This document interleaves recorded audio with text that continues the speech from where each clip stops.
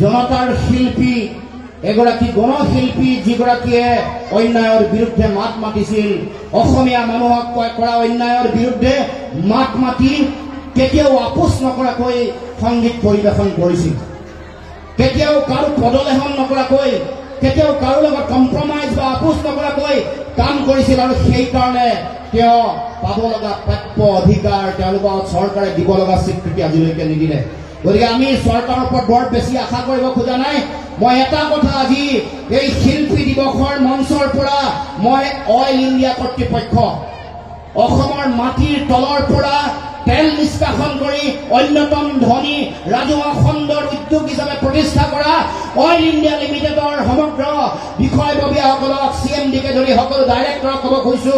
যে ৰাজীৱ হদিয়াৰ পত্নীক oil India লিমিটেডত চাকৰি প্ৰদান কৰিব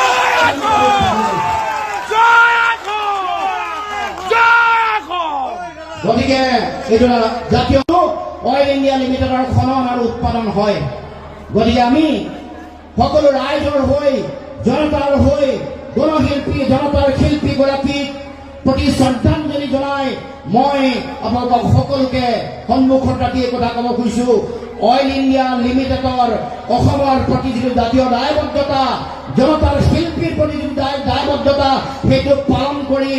ৰাজীৱ হদিয়াৰ পত্নীক অইল ইণ্ডিয়া লিমিটেডত চাকৰি দিবৰ কাৰণে দাবী উত্থাপন কৰিছে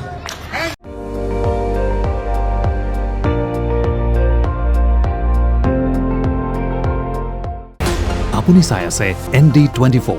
সৰ্বশ্ৰেষ্ঠ নহয় সৰ্বোত্তমৰ দৌৰ